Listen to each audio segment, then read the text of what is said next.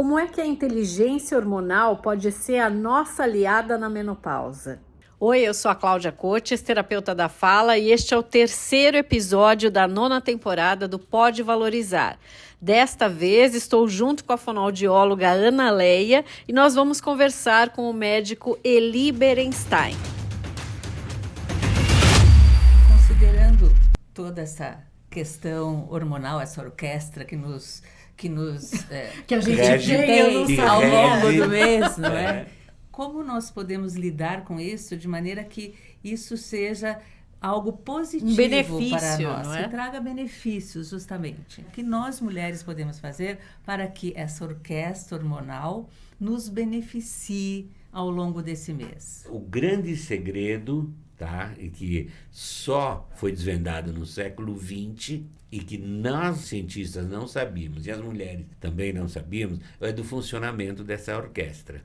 Então, a autoobservação, junto com o conhecimento desses hormônios, faz com que a mulher confira aquela informação que teria sido dada. Se a inteligência hormonal fosse ensinada na escola, seria muito fácil para as adolescentes se conhecerem, se perceberem. Sabendo o que está acontecendo, é mais fácil entender o que está acontecendo e fazer coisas positivas. Ela entendendo isso, ela vai ver que a razão, a emoção e os hormônios estão de acordo. Ótimo, eu estou muito bem. Na medida que ela vai comprovando esse conhecimento, ela vai equilibrando melhor razão, emoção e hormônios. Sei que estou pré-menstrual, então eu tenho uma expectativa de menstruar. E eu crio o comportamento de expectativa, e não de ansiedade, de agressividade. Ela consegue perceber. Ela consegue perceber também que algumas emoções vêm não dos fatos realmente que ela está vivendo, mas de alguma coisa que não está legal. O exemplo típico é na mulher que está amamentando. A mulher que está amamentando, ela está reprimindo todos os outros dois hormônios, o da feminilidade, tá? Da maternidade, para estar sob domínio de prolactina. A pior tragédia que nós podemos encontrar na inteligência hormonal é o contrário da inteligência hormonal. Que é o quê? Depressão pós-parto. E sua evolução por não reconhecer de que está bem o meu bebê, está tudo ótimo o meu bebê, e nós temos, na maior tragédia possível, a ironia pós-parto ou a tirania hormonal, onde a mãe, por desequilíbrio hormonal, agride o seu bebê, às vezes com infanticídio. Então, a inteligência hormonal, no seu outro oposto, que seria uma não inteligência hormonal, pode prejudicar a isso. E uma mulher sadia do ponto de vista racional comete atos irracionais. Então a gente sempre tem que se questionar. Hoje estou super irritada, hoje eu estou muito alegre. O que está acontecendo comigo? Qual é a minha fase hormonal, é isso? Exato. Então, se eu sei que eu sou adolescente, eu sei que eu oscilo bastante porque eu menstruo. Se eu sei que eu sou uma mulher adulta, eu sei que eu estou em instabilidade e eu consigo, pela minha consciência, saber todo dia como eu estou. Então, a gente oferece para as mulheres que queiram usar a metodologia de inteligência hormonal um diário onde ela anota QI, QE, QR. No item QR, ela fala assim: hoje eu estou no 5º dia do ciclo. Pô, legal, não está doendo nada, estou pronta para trabalhar, que legal, está tudo em ordem e assim eu vou. No dia que antecede a menstruação, ela se pergunta: eu estou ansiosa ou estou só com expectativa? Se ela está ansiosa, ela percebe que tem que ser medicada para a ansiedade, não precisa essa ansiedade. Aí ela se pergunta, no ponto de vista racional: como foi a minha produção hoje? Não fui produtiva, não tinha paciência com as crianças, não tinha paciência com o meu parceiro, não tinha paciência com o meu superior no trabalho. Meu trabalho hoje Não rendeu. Não rendeu. Ou seja, eu estou com algum conflito hormonal que está mudando o meu olhar para o externo. A mesma coisa vai ocorrer lá na frente quando a mulher passar pela fase do climatério. Quando ela passar pela fase do climatério, ela vai perder o instinto materno, o desejo de ser mãe. E com isso, desaparece do organismo da mulher a progesterona. E o que é mais importante nessa fase é conscientizar a mulher de que você não vai ter ciclicidade. Daqui para frente você tem estabilidade. E na menopausa? A gente Menopausa, sente e chora. A orquestra parou de tocar. este é o preconceito maior que nós médicos encontramos nas mulheres. Olha. Não. Primeiro, a palavra menopausa quer dizer pausa da menstruação por 1 ano. A mulher, entre os 45 e 55, entra no período do climatério. A cada ano ela vai menstruando menos. E o organismo vai informando para ela, você vai perder a fertilidade. E ela responde para o organismo, bárbaro, para Eba. com isso. Eba, eu quero ser Vou viajar. mulher, exatamente. Já cumpri a tarefa Materna. maternal. Aí acontece a ausência durante 1 ano da menstruação. Isto nós chamamos hoje de amenorreia pós-climatério. Como isso tinha o nome de menopausa e a mulher perdeu a progesterona, ela ficou diferente, a sociedade começou a culpá-la. E a mulher Para aceitou, variar, não é? Porque, olha, eu vou te falar, é muito exatamente. fácil culpar a mulher até por isso. Sim, porque associou-se a menopausa, ou seja, a ausência de menstruação, porque se eu olhar uma menina que usa uma pílula anticoncepcional que não menstrua, ela está com a menstruação pausada?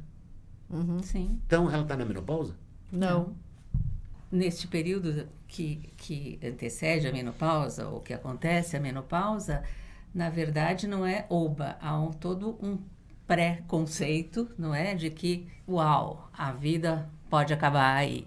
Então, a mulher, ela se sente, muitas vezes, com um pouco de menos-valia, não é? Em Exato. função de ter parado de menstruar. Isso, com certeza, é uma questão social, não é? Mas, independente disso, essa questão dos hormônios, não é? Existem várias questões que vão acontecendo após a menopausa. Questões clínicas de saúde e tal, e que demandam um cuidado maior da mulher em relação a isso. Eu estou enganada? Sim. Em 30% das mulheres que passam pela fase de climatério, 1 ano sem menstruar, estas 30%, elas têm uma insuficiência hormonal pós-climatério. Além de cair a progesterona, que era o hormônio da menstruação, cai um pouco do estrogênio também. Isso é muito utilizado para a parte mercadológica da ciência de fazer terapia de reposição hormonal. Porque inconscientemente essas mulheres gostariam de voltar à fase de juventude e se iludem que esses hormônios vão lhes dar. A ciência, na década de 1980 até 2010, começou a usar essa reposição hormonal, tá, em doses altas. E isso aumentou o índice de câncer de mama violentamente.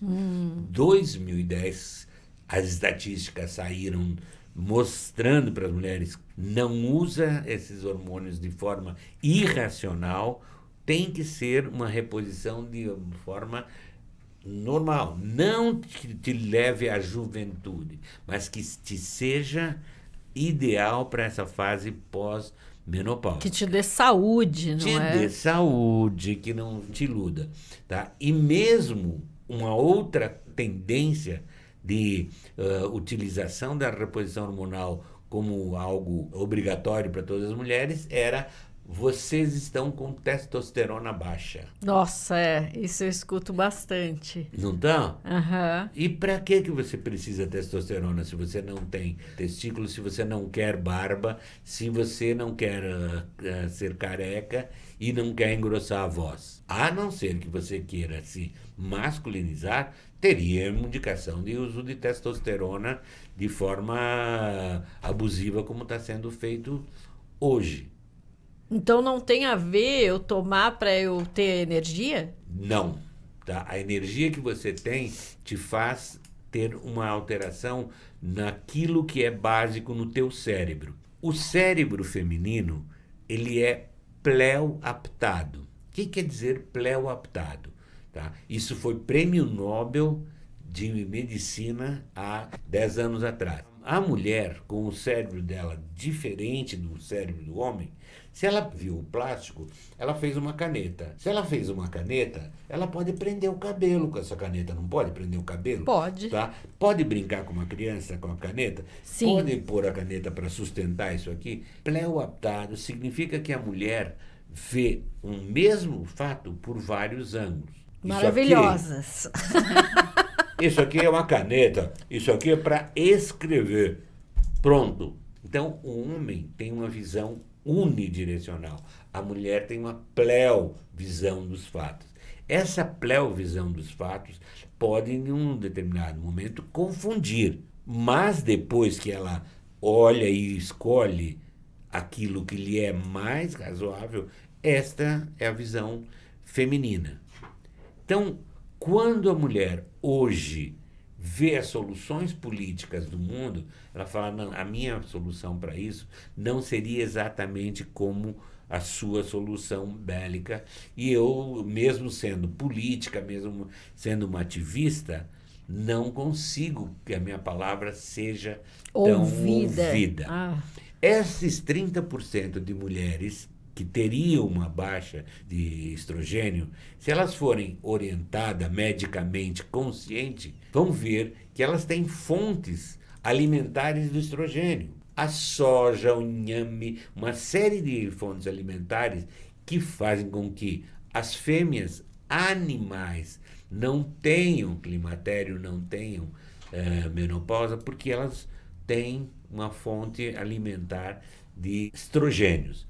No caso da mulher urbana, é mais difícil a reposição com fitoalimentos. Então, sobra para nós médicos os fitoterápicos vindos destas mesmas substâncias, que não são produtos ainda sintéticos da indústria farmacêutica, mas são ótimos para dar estabilidade ao climatério. Estabilizou essa fase do climatério. A mulher aceitou a não menstruação como um fato legal. Ela passa por uma fase que nós chamamos de climatério compensado. Climatério compensado é alguém que aceita não estar mais menstruando, e isso não está dando saudades nenhuma para ela não menstruar, mas ela continua feminina. E ela bota toda a sua energia nessa feminilidade e nesse estrogênio dela. O que faz com que essa mulher, por ser pleoaptada, ela tenha uma visão do envelhecimento diferente da do homem. É o famoso estou plena. Exatamente. E quando o homem diz, eu estou broxo. No próximo episódio, a importância da autoobservação. Não perca!